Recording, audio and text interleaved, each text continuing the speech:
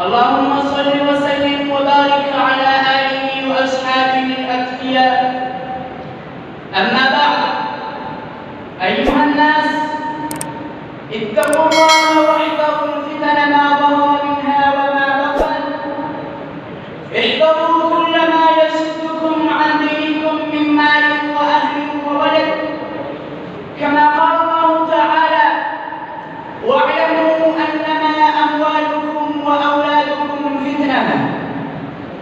احذروا فتنة القول وفتنة العمل وفتنة العقيدة والآراء الهدامة والمشاهدات السيئة، فإن ذلك كله يصدكم عن دينكم ويوجب هلاككم. انظروا إلى سلفكم الصالح من الصحابة والتابعين واسلكوا طريقهم، بذلك أمرتم وبذلك تفلحون إن تمسكتم. قد أخبر النبي صلى الله عليه وآله وسلم أمته بما سيكون إلى قيام الساعة، فأخبر النبي صلى الله عليه وآله وسلم أمته بفتنة آخر الزمان لعلهم يحذرون ويتقون ويرجعون إلى ما كان أسلافهم ويتمسكون. قد أخبر النبي صلى الله عليه وآله وسلم أمته عن فتنة الجهل والطمع والفوضى، فقال صلى الله عليه وسلم: يتقارب الزمان ويقبض العلم وتظهر الفتن ويلقى الشح ويكثر الهرج. فقالوا: يا رسول الله، وما الهرج؟ قال: القتل. فيا ضيوفنا المبجلين، إن الفتن قد كثرت هذا الزمن، ولا معصوم منها إلا من عصمه الله. والفتن إما فتن الشهوات أو الشبهات، وفتنة المرء في نفسه وماله وأهل بيته.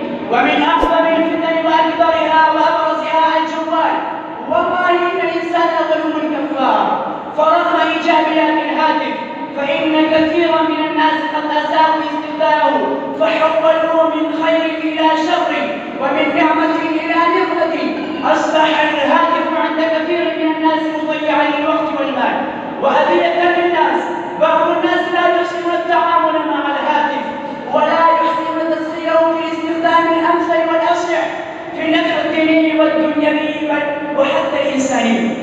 فتجد بعضهم قد جعل هاتفه مركز الاستقبال وإرسال الأصوات والصور والمناظر المحرمة، فهو لم يكتف بتحمل وزر نفسه، بل حمل نفسه أضعاف هذا الوزر ممن أرسل إليهم تلك الرسائل أو المقاطع المحرمة.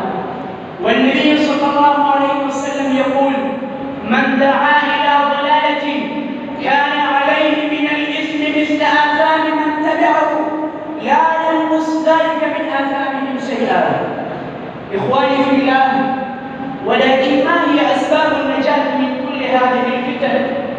أولاً، تعلم العلم النافع، فإذا كان المرء عالما بأمر الله وأمر رسوله صلى الله عليه وسلم كأنه يعرف تلك الفتن إن اطلعت عليه برأسها فيحضرها ويقدر غيره.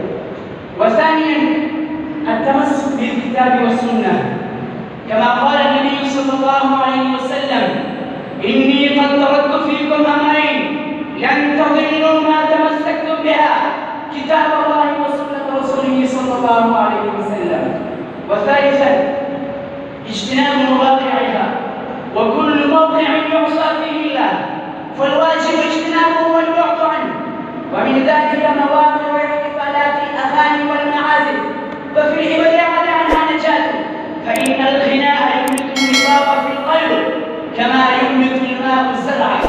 ورابعا، كثرة الدعاء والرجوع والإنابة إلى الله، يدعو بأن يسلمه الله تعالى من الفتن ما ظهر منها وما بطن، يستعيذ بالله منها ويدعو بإلحاح، كما قاله النبي صلى الله عليه وآله وسلم: يأتي عليكم زمان لا ينجو فيه أحد إلا من دعا دعاء الغرق.